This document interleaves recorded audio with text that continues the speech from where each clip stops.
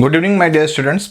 Last video में हम लोगों ने स्टडी की थी most important NCERT numericals of the combination of registers, जिसमें हमने सीरीज़ और पैरेलल में जब रजिस्टर्स जुड़ते हैं तो उनसे रिलेटेड जितने भी इंपॉर्टेंट न्यूमेरिकल्स थे मैंने उनको आप सभी को बताया था। अगर आपने वो वीडियो नहीं देखा है तो मैंने आई बटन में लिंक दे रखा है, आप जाकर देख लीजिएगा, आपके लिए इंपॉर्टेंट है। आप देखेंगे तो आपको समझ में आएगा कि मैं सही कह रहा हूँ या सही नहीं कह रहा हूँ।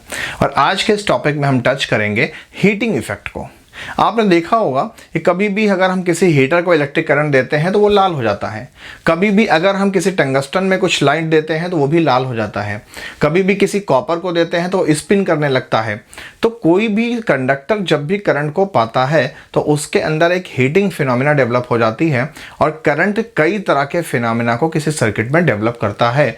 तो वो फिनोमिनास क्या हैं और हीटिंग इफेक्ट क्या है और साथ में पावर क्या होता है, इसकी स्टडी हम करते हैं।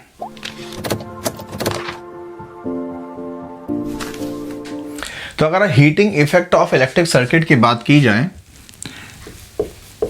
Heating effect of electric circuit,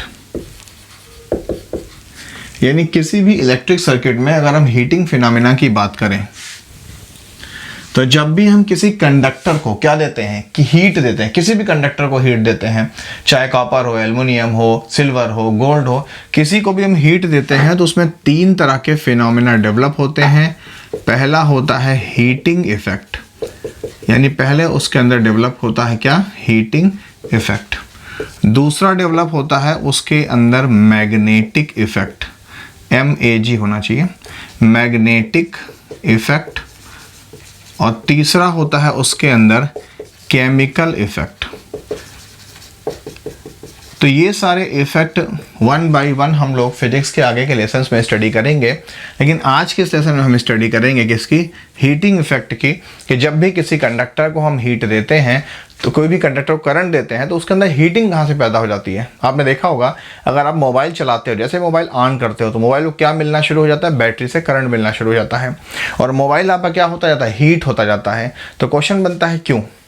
ऐसे ही अगर हम किसी भी हीटर को करंट देते हैं तो करंट देने पर वो हीटर लाल होता चला जाता है। मन में प्रश्न आता है क्यों। किसी भी कॉपर को अगर हम देंगे तो कॉपर भी हीट होने लगता है और स्पिन करने लगता है। मन में क्वेश्चन आता है क्यों। तो जब भी किसी भी कंडक्टर को हम हीट के बजाय करंट देते हैं, हम कभी भी हीट डायरेक्ट नहीं देते हैं, हम उसको करंट देते हैं। और जब करंट देंगे आपको दिख रहा है कि इलेक्ट्रॉन्स का फ्लो शुरू हो जाता है और जब इलेक्ट्रॉन्स का फ्लो होगा तो इलेक्ट्रॉन बैटरी से क्या लेंगे, करंट लेंगे और करंट लेके आगे जाएंगे। और कंडक्टर के पास क्या होता है, प्लस और माइनस चार्ज होता है। तो कंडक्टर के पास जो फ्री इलेक्ट्रॉन्स हैं वो जब मूवमेंट करेंगे तो जाकर के प्लस से टकराएंगे और टकरा करके अपनी एनर्जी किसको दे देंगे, प्लस को दे देंगे। और धीरे धीरे ये फिनोमेना होता रहेगा तो इलेक्ट्रॉनों के प्लस से कोलिजन के कारण, टक्कर के कारण उस कंडक्टर का टेम्परेचर बढ़ता चला जाएगा और इसी को हम हीटिंग इफेक्ट कहते हैं। क्लियर। तो अगर हम कहें डेफिनेशन के फॉर्म में हीटिंग इफेक्ट की बात हम करते हैं तो when a current is passed through a conductor then it starts to heat, यानी वो गर्म होना शुरू हो जाता है। This phenomena is called, H mean heating, E mean effect of current, यानी करंट का हीटिंग इफेक्ट कहलाता है। तो फिर से हम समझते हैं कि when a current is pass through a conductor, जब भी किसी कंडक्टर से क्या पास होता है, करंट का पास होता है, तो देन इट स्टार्ट्स हीटिंग, तो वो हीट करना शुरू करने लगता है, यानी वो गर्म होने लगता है। और इसी फिनोमेना को हम हीट इफेक्ट ऑफ करंट कहते हैं। और जब तक हम करंट नहीं देंगे तब तक वो कंडक्टर हीट भी नहीं होगा। मोबाइल नहीं चलाएंगे, हीट नहीं होगा। मोबाइल चलाएंगे, हीट होगा। हीटर को क्या देंगे, करंट देंगे, हीटर हीट हो जाएगा। करंट बंद कर दो, हीटर में जो लालपन है यानी जो रेडनेस है खत्म हो जाएगी, यानी वो हीट नहीं होगा। इसी को बोलते हैं heating effect of electric current. अब एक क्वेश्चन बनता है कि सर हीटिंग होती क्यों है, रीजन क्या है इसका। रीजन तो इसका एक ही रीजन है, कॉलिजन, टक्कर of electrons to positive ions, यानी जो पॉजिटिव पार्ट है किसमें, कंडक्टर्स में, तो जैसे ही इलेक्ट्रॉन्स, आपको मालूम है कंडक्टिविटी यानी करंट के फ्लो होने के लिए क्या ज़रूरी है, करंट ज़रूरी है। और करंट कब फ्लो होगा, जब उस एटम के पास या उस सब्सटेंस के पास फ्री इलेक्ट्रॉन्स हो। और कंडक्टर कौन होते हैं, जिनके पास फ्री इलेक्ट्रॉन्स होते हैं। तो जैसे ही कंडक्टर को आप करंट दोगे, उनके इलेक्ट्रॉन्स वहाँ से करंट लेके चलना शुरू कर देंगे और आगे जाके किससे टकराएंगे, प्लस से टकराएंगे तो अपनी एनर्जी प्लस को ट्रांसफर कर देंगे। ये फिनोमेना चलता रहेगा लगातार। ऐसी कंडीशन में धीरे धीरे उस कंडक्टर का जो हीट है वो बढ़ता जाएगा। क्यों, क्योंकि कूलाम्ब चार्ज इधर से उधर ट्रांसफर हो रहा है, यानी वर्क डन हो रहा है। और वर्क ही किस में कन्वर्ट होती है, एनर्जी में। कैसे कन्वर्ट होती है वो भी देख लीजिए। हमें मालूम है कि जो वर्क डन होता है V is equal to W upon Q, तो W इजकल टू क्या बन जाएगा, Q इंटू V। क्लियर। और हमें ये बात मालूम है कि जो Q होता है ये होता है I इंटू T, तो W इजकल टू क्या बन गया, V into I into T। और जो वर्क होता है ये वर्क ही तो बराबर होता है किसके, हीट के। तो W इजकल टू H, तो हम कह सकते हैं कि H is equal to V into I into T। Any problem, ये फॉर्मूले बन रहे हैं। और हमको मालूम है कि V इजकल टू कितना होता है, I इंटू R। तो अगर हम इस फॉर्मूले में, किस में, इस H वाले फॉर्मूले में आ करके V के प्लेस पे I इंटू R रख दें, ध्यान देना I इंटू R, ये किसकी वैल्यू है, V की। और ऑलरेडी क्या था, I इंटू T, तो क्या बन गया, I into I square into R into T, ये आपका फॉर्मूला बन गया। क्लियर। एक फॉर्मूला आपका ये बन गया, एक फॉर्मूला आपका ये बन गया। अब अगर यहीं पर हम I की भी वैल्यू पुटअप करना चाहें तो क्या फॉर्मूला बन सकता है, वो भी देख लीजिए।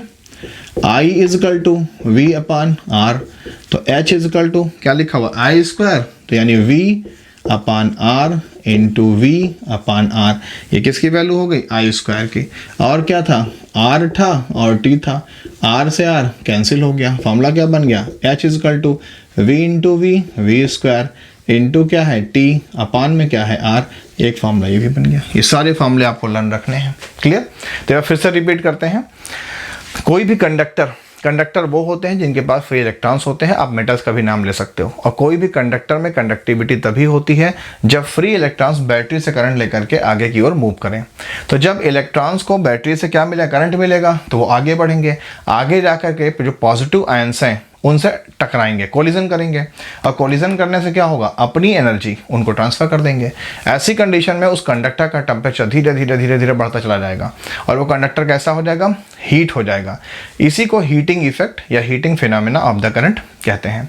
तो कोई आपसे पूछे कि हीटिंग इफेक्ट के लिए रिस्पॉन्सिबल कौन है, तो आपका जवाब होगा रिस्पॉन्सिबल है इलेक्ट्रॉन, बट जो कोलिजन उनका होता है किससे, पॉजिटिव से, वो कोलिजन, वो टक्कर ही जिम्मेदार है कि जो कंडक्टर करंट पाता है वो हीट हो जाता है। पंखा आपका चलता है, हीट हो जाता है। हीटर चलता है, हीट हो जाता है। मोबाइल चलता है, हीट हो जाता है। लैपटॉप, कंप्यूटर चलते हैं, सब हीट हो जाते हैं। क्लियर। और हमें एक निश्चित समय के बाद, एक फिक्स टाइम इंटरवल के बाद हमें उनको आराम देना पड़ता है। उसका यही रीज़न है। क्लियर। तो फॉर्मूला क्या है, V is equal to W upon Q। किसी भी चार्ज को अगर हम एक प्लेस से दूसरे प्लेस ले जाएंगे, याद करो पोटेंशियल कहलाता था। तो पोटेंशियल क्या है, V is equal to W upon Q, जो कि वर्क डन के बराबर होता है किसके, जो कूलाम्ब चार्ज हम ले जा रहे हैं। तो W इजकल टू क्या बन गया, Q इंटू V। Q की वैल्यू कितनी होती है, I इंटू T। तो अगर हम यहाँ पर IT रख दें, फॉर्मूला क्या बन गया, W इजकल टू VIT।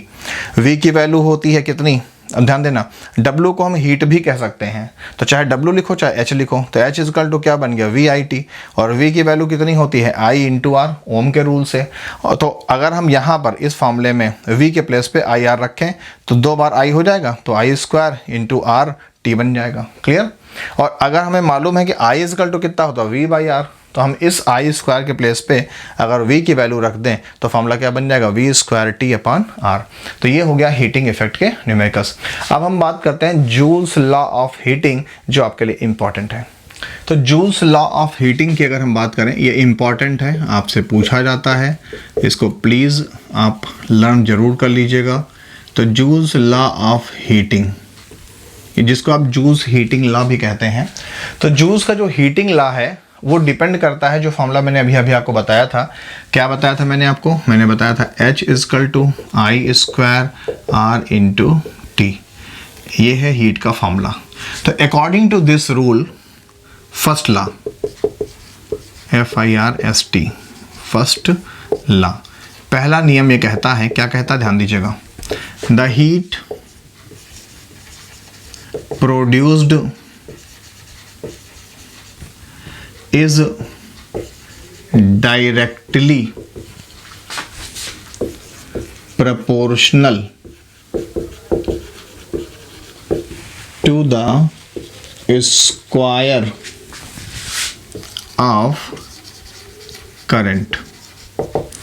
यानी फर्स्ट लॉ जो है जूल का लॉ ऑफ हीटिंग जिसे हम कहते हैं, तो जूल का फर्स्ट लॉ ये कहता है कि किसी भी कंडक्टर का जो हीट होगा, जो प्रोड्यूस्ड हीट है, वो उसके आई यानी करंट के स्क्वायर के डायरेक्टली प्रोपोर्शनल है।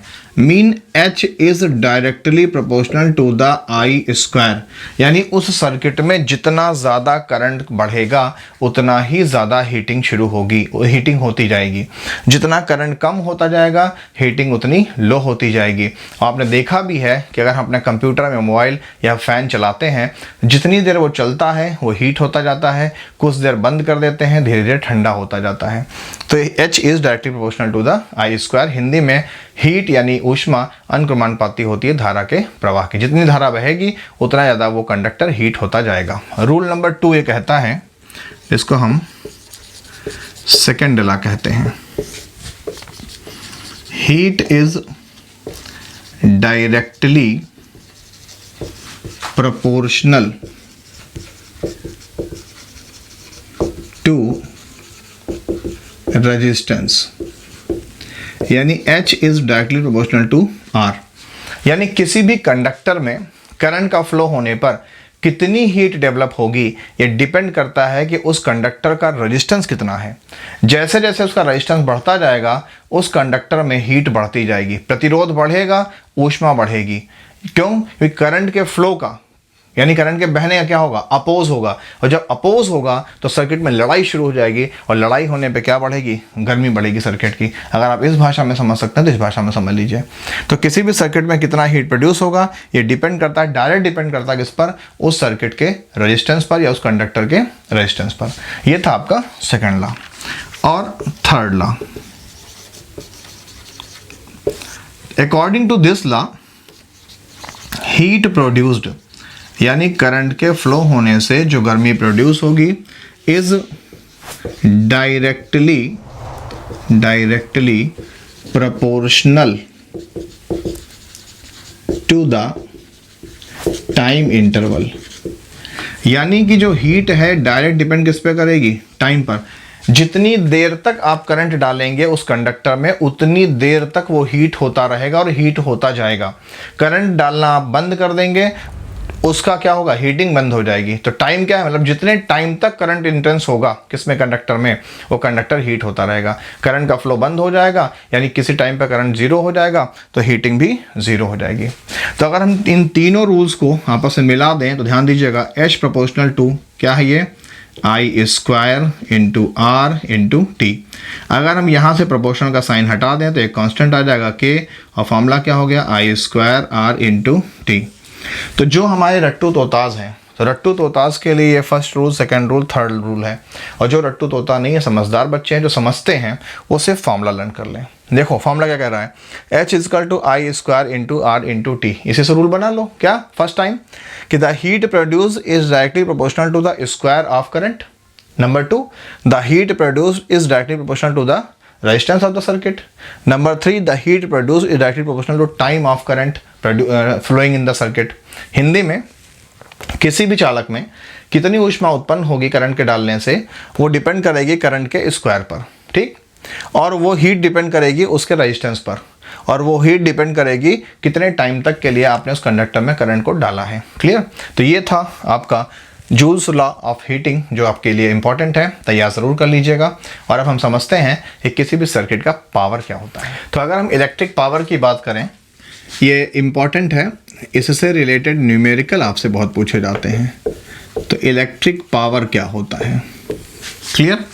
तो इलेक्ट्रिक पावर जो होता है, it is the rate of work done in a electric circuit, यानी किसी भी इलेक्ट्रिक सर्किट में electric work done per unit time, यानी किसी भी टाइम में, किसी भी सेकंड में, किसी भी मिनट में कितना वर्क हुआ है उस इलेक्ट्रिक सर्किट में, इसी को उस इलेक्ट्रिक सर्किट का इलेक्ट्रिक वर्क डन या इलेक्ट्रिक पावर कहते हैं। और फॉर्मूला बन जाता है P इजकल टू W/T। ध्यान दीजिए, P इजकल टू W/T। तो हम कह सकते हैं पावर क्या है? पावर है rate of work done in the circuit, यानी उस सर्किट में इलेक्ट्रिक करंट डालने से कितना वर्क हुआ है, इसी को हम उस सर्किट का पावर कह देते हैं। और अभी हमने पीछे देखा था, क्या देखा था? W is equal to V into I into T देखा था नहीं फॉर्मूला हमने। तो अगर हम यहाँ पर P वाले फॉर्मूले में आ जाएं और W के प्लेस पे V into I into T put up कर दें, और अपान में क्या था? T से T कैंसिल हो गया, तो एक फॉर्मूला क्या बन गया? P is equal to V into I। तो हम इसके अकॉर्डिंग भी पावर को डिफाइन कर सकते हैं। कैसे डिफाइन कर सकते हैं? इसके according, the power of the circuit is the product of या multiple sum of product of V mean potential and I mean current, यानी किसी भी सर्किट का जो पावर होता है वो उस सर्किट के पोटेंशियल यानी वोल्टेज और उस सर्किट के करंट यानी I के मल्टीपल सम के बराबर होता है। अब बाकी इससे अगर हम और भी डेफिनेशन बनाना चाहें, डेफिनेशंस बनती जाएंगी, बट हम आपको डेफिनेशन नहीं बताएंगे, अब हम आपको बताते हैं कुछ फॉर्मूलेस को। क्लियर? तो फिर से रिवाइज कर लेते हैं। मैं फिर बोल रहा हूँ, साइंस कितना रटोगे नहीं रट पाओगे। इसे साइंस को रटने की नहीं, समझने की कोशिश कीजिए। तो अगर हम पावर की ही बात करें, डेफिनेशन मत लर्न करो, P is equal to W/T learn कर लो। W क्या है? वर्क डन है। T मीन क्या है? पर यूनिट टाइम है। तो हम कह सकते हैं कि the power of any circuit is the electric work done per unit time. तो P इजकल टू W/T, यानी किसी भी वैद्युत परिपथ में एकांक समय में कितना कार्य किया गया है, यही उसकी शक्ति कहलाती है। क्लियर? और अगर हम दूसरा फॉर्मूला देखें, P is equal to V into I, तो इसके अकॉर्डिंग हम कह सकते हैं कि the electrical power of any circuit is equal to the multiple sum of its potential and current, यानी उसके विभवांतर और धारा के गुणनफल के बराबर उसका पावर यानी उसकी सामर्थ्य यानी उसकी शक्ति होती है। अब हम फिलहाल डेफिनेशन क्रिएट नहीं करेंगे, दो डेफिनेशन हमने आपके लिए क्रिएट कर दिया। अब बाकी आप समझदार हैं। अब हम फॉर्मूले को समझते हैं कि पावर के इंपॉर्टेंट फॉर्मूले क्या हैं, जो अभी न्यूमेरिकल में हमारी हेल्प करेंगे। तो अभी हम लोगों ने समझा कि जो पावर होता है ये वर्क डन होता है पर यूनिट टाइम। क्लियर? और हमको अभी पीछे मालूम था कि W is equal to V into I into T होता है। तो अगर हम इस फॉर्मूले में W की वैल्यू पुटअप कर दें, तो P इजकल टू W के प्लेस पे V into I into T। ध्यान समझिएगा, क्योंकि अगर फॉर्मूले कैसे आए और कहाँ से आए नहीं मालूम चलेगा, न्यूमेरिकल नहीं सॉल्व कर पाएंगे, फिर हम आपकी हेल्प नहीं कर पाएंगे। तो P is equal to V into I into T, और अपान में क्या था? T। तो T से T क्या हो गया? कैंसिल। तो एक फॉर्मूला बन गया P is equal to V into I। एक फॉर्मूला ये हो गया, एक फॉर्मूला ये हो गया। अब आते हैं नेक्स्ट पर। हमको मालूम है कि V इजकल टू होता है I इंटू R।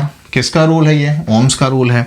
तो अगर हम V के प्लेस पे फॉर्मूला रख दें, तो ध्यान दीजिएगा, P इजकल टू V के प्लेस पे I इंटू R, और ऑलरेडी क्या था? I था। तो फॉर्मूला क्या बन गया?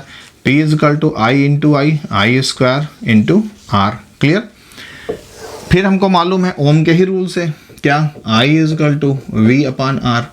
तो अगर हम इस फॉर्मूले में आए और I के प्लेस पे ये रख दें, तो ध्यान दो I स्क्वायर है ना, तो V upon R into V upon R, ये था कि नहीं था? और इंटू में क्या है?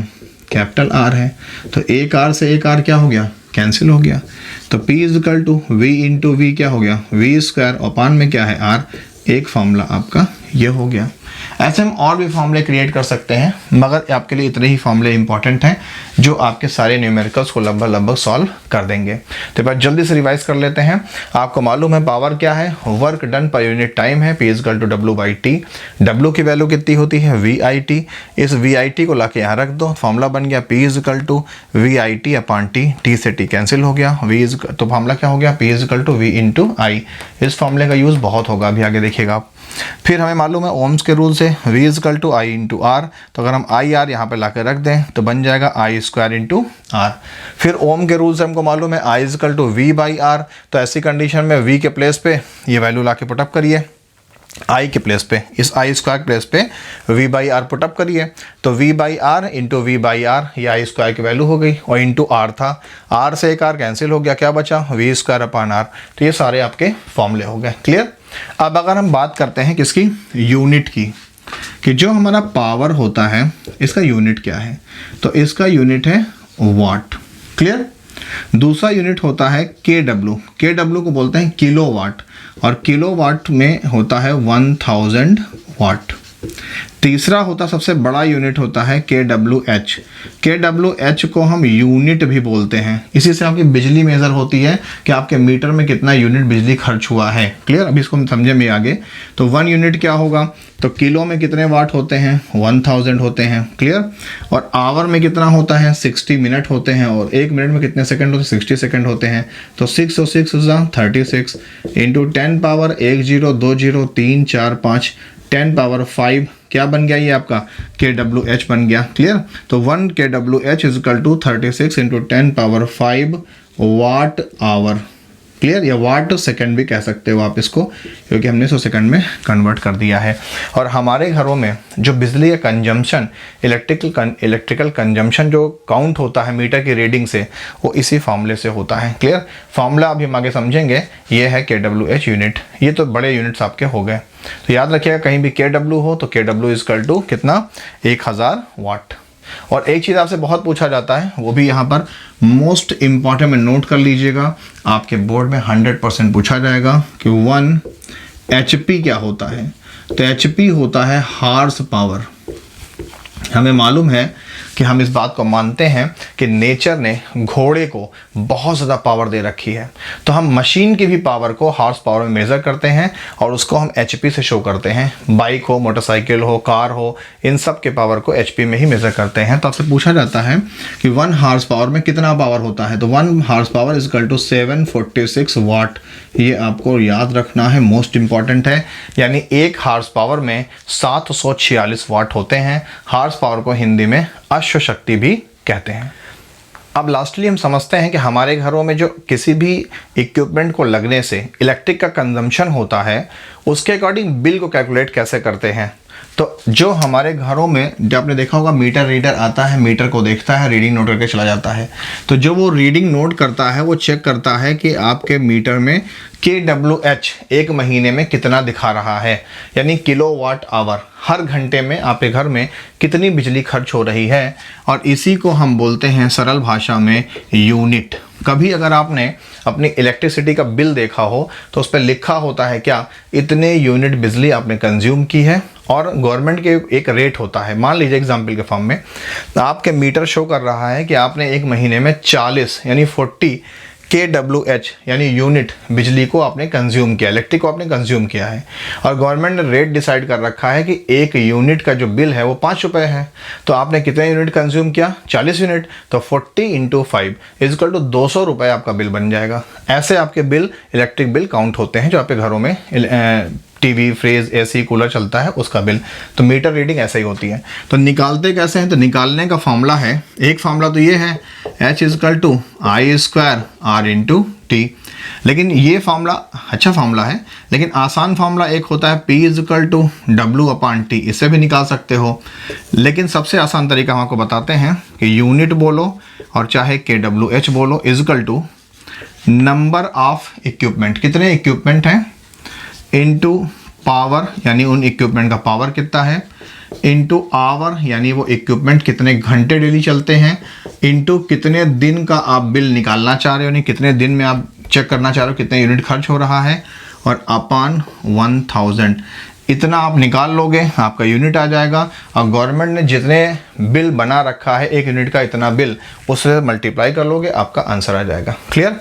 तो इसको अगर हम शॉर्ट में बनाए फॉर्मूले को, तो यूनिट लिखो चाहे kWh लिखो, तो kWh is equal to number into power into hour into day upon 1000 is equal to क्या आ जाएगा, आपका यूनिट आ जाएगा।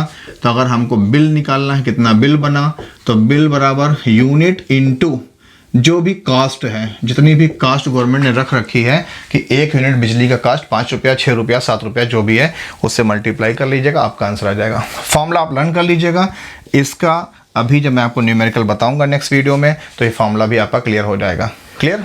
तो उम्मीद करता हूँ कि आपको ये वीडियो 100% समझ में आया है, ये कंटेंट समझ में आया है, लेसन समझ में आया है, जिसमें हमने पावर को और हीटिंग इफेक्ट ऑफ इलेक्ट्रिसिटी को हमने समझा है और यहाँ पर हमने जूल्स लॉ ऑफ हीटिंग को भी देखा है जो कि इंपॉर्टेंट है। अगर ऐसा है तो प्लीज़ वीडियो को लाइक कीजिए, शेयर कीजिए, चैनल को सब्सक्राइब कीजिए, जिससे ज़्यादा से ज़्यादा लोगों तक मैं पहुँच सकूँ और मेरे अपडेट्स, मेरे नोटिफिकेशंस आप तक तुरंत पहुँचते रहें। देखते रहिए ब्रिलियंट विजन को। मिलते हैं नेक्स्ट किसी वैल्यूएबल इंपॉर्टेंट टॉपिक के साथ। Thank you.